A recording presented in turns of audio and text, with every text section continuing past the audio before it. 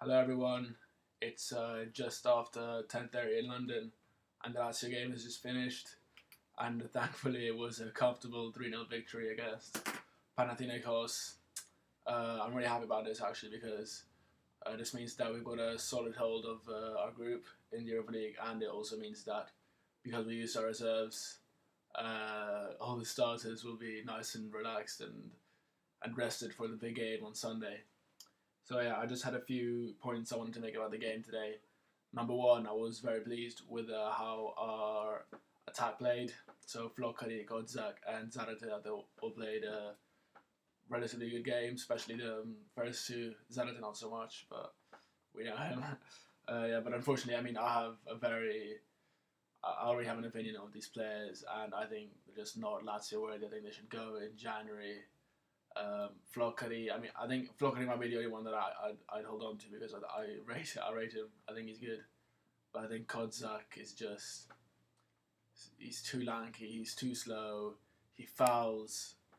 Pretty much his role for the past few games has been come on as a sub, foul everyone 18 times, and then the game finishes, and he doesn't even get close to the opposition net.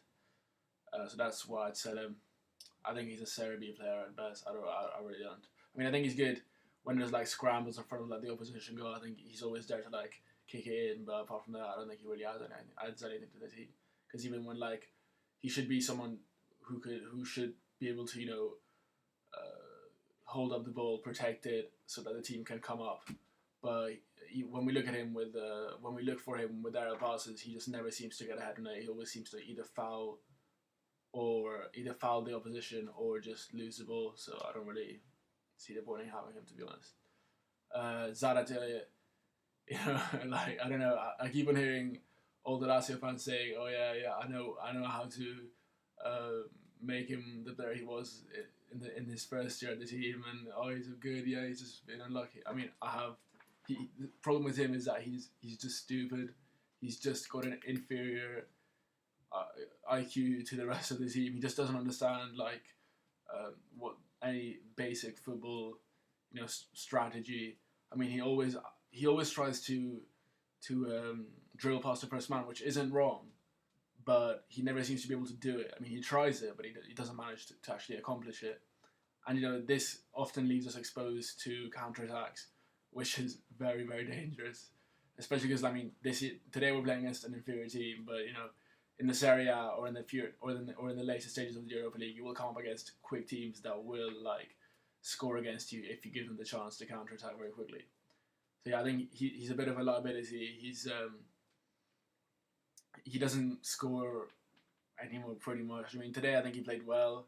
He passed it a lot, which is good. But again, he always seems to miss. He's good at passing it around the midfield, but he always seems to miss the last pass when we're 15, 20 meters away from goal. He always seems to lose it there, which is really irritating when you're looking at him because you see the pass, but he just doesn't seem to understand like that he has to pass it in that direction rather than dribble or if he tries to shoot. I mean, I saw him try a few shots today and they were like quite average. I mean, at one point I saw him shoot from far away, but with his left foot, and I just thought to myself like, you've got space and you're right-footed. Why would you shoot with your left foot when you can easily just come up, put it on your right, and then shoot then?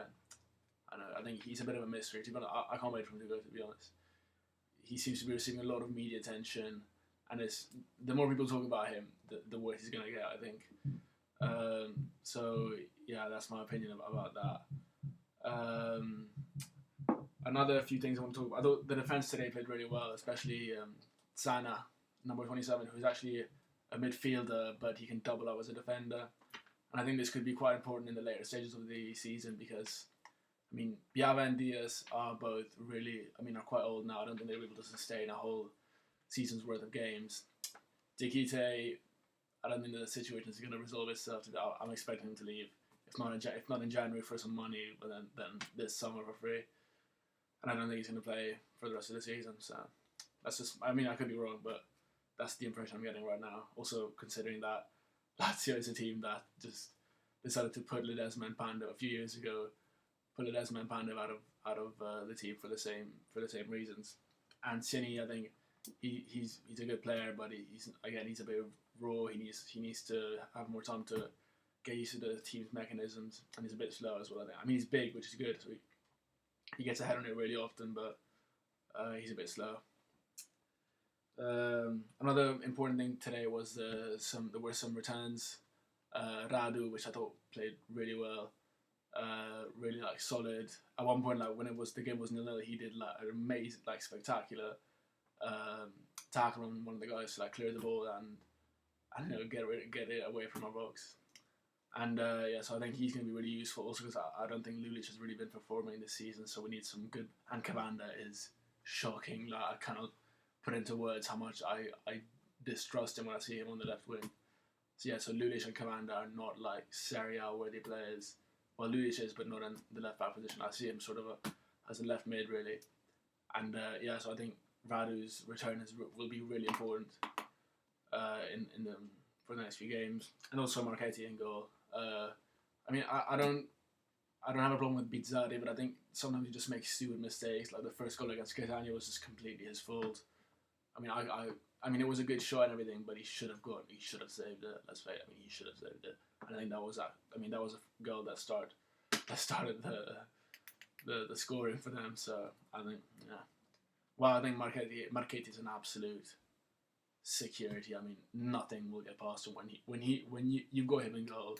Trust, nothing will get past. I mean, I don't understand why he's not already in the national team. I don't understand why he doesn't play for Italy, because I think the second player, Buffon is clearly number one, undisputed. Like, no comment about that. But then the second player is De Sanctis, who plays for Napoli, who is one of the most mediocre. I mean, he's not bad, but he seems to make a mistake which costs them goals at least once every 3 or 4 games, which is just so. It's a very high, ratio for a goalkeeper. I remember last season he made so many mistakes. I mean, when they came to the Olimpico and they played us, and Candreva shot the ball pretty much right at him, and somehow he managed to let it go under his arms. And same against Roma, you can see there's some really like appalling goals against Roma. So and Marchetti has just been so consistent this year and last year. I don't understand how he's not being considered for the Italian team, but I guess whatever. So I'm happy for today. But having said that, Panathinaikos aren't exactly a formidable opponent. I mean, it's a Greek team. That's what it is. Probably the equivalent of a Serie B team here. So I mean, I'm hoping this will increase morale going into the derby this weekend. But at the same time, I understand that it's not a very meaningful win. Even though now we're in a really good position for the group.